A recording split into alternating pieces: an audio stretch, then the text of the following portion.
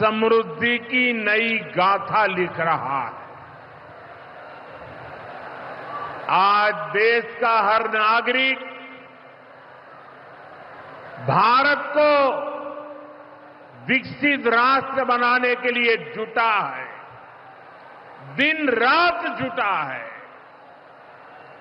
और विकसित भारत बनाने के लिए पश्चिम बंगाल का भी विकसित होना बहुत जरूरी है। और इसलिए पश्चिम बंगाल को भी नई ऊर्जा के साथ जुटना है। बंगाल को फिर उसी भूमिका में आना होगा जो कभी यहां की पहचान थी। इसके लिए जरूरी है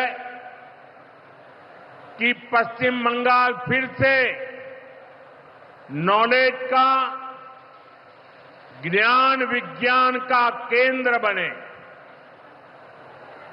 बंगाल मेक इन इंडिया का एक बहुत बड़ा सेंटर बने।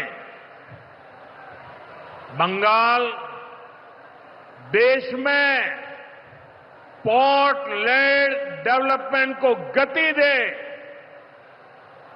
बंगाल अपनी विरासत पर गर्व करते हुए, उसे संरक्षित करते हुए तेज गति से आगे बढ़े।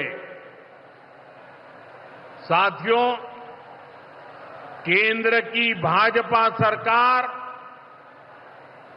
इसी संकल्प के साथ काम कर रही है। भाजपा पूर्वोदय की नीति पर चल रही है। बीते दशक में बीजेपी सरकार ने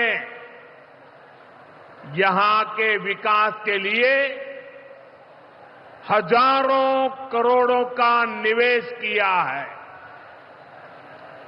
अब से कुछ देर पहले यहां सिटी गैस डिस्ट्रीब्यूशन नेटवर्क का शुभारंभ भी हुआ है। केंद्र सरकार के प्रयासों से ही कल्याणी एम्स बना है। न्यू अलीपुरद्वार और न्यू जलपाईगुड़ी जैसे रेलवे स्टेशनों का पुनर्विकास किया जा रहा है। बंगाल की व्यापारिक गतिविधियों को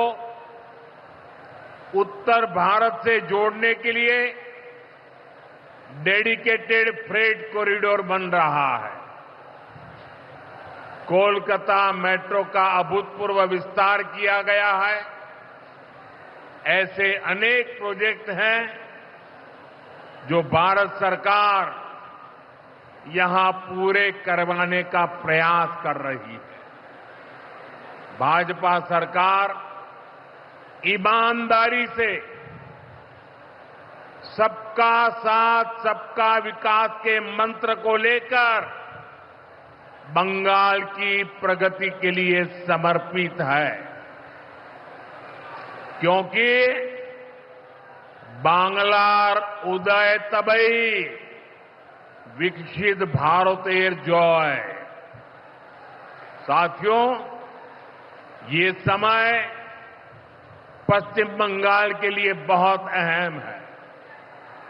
ऐसे में पश्चिम बंगाल के हर नौजवान पर, आप सब पर बहुत बड़ा दायित्व है। आप सबने मिलकर के बंगाल का भविष्य तय करना है। आज पश्चिम बंगाल एक साथ कई संकटों से घिरा हुआ है। एक संकट समाज में फैली हिंसा और अराजकता का है। दूसरा संकट माताओं बहनों की असुरक्षा का है, उन पर हो रहे जघन्य अपराधों का है। तीसरा संकट नौजवानों में फैल रही घोर निराशा का है, बेतहाशा बेरोजगारी का है।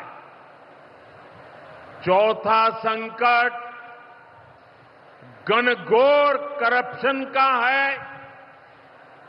यहां की सिस्टम पर लगातार कम होते जनविश्वास का है। और पांचवा संकट गरीबों का हक छीनने वाली सत्ताधारी पार्टी की स्वार्थी राजनीति का है। साथियों, यहां मुर्शिदाबाद में जो कुछ हुआ, मालदा में जो कुछ हुआ, वो यहां की सरकार की निर्ममता का उदाहरण है। दंगों में गरीब माताओं बहनों की जीवन भर की पूंजी राख कर दी गई। तुष्टीकरण के नाम पर गुंडागिर्दी को खुली छूट दे दी गई। जब सरकार चलाने वाले एक पार्टी के लोग, विधायक, कॉरपोरेटर ही लोगों के घरों को चिन्हित करके जलाते हैं और पुलिस तमाशा देखती है, तो उस भयावह स्थिति की कल्पना की जा सकती है। मैं बंगाल की भद्र जनता से पूछता हूं, क्या सरकारें ऐसे चलती हैं? यही भावेश्वर कर चलेगी? साथियों, बंगाल की जनता पर हो रहे इन अत्याचारों से यहां की निर्मम सरकार को कोई फर्क नहीं पड़ता। यहां बात बात पर कोर्ट को दखल देना पड़ता है। बिना कोर्ट के बीच में आए कोई भी मामला सुलझता ही नहीं है।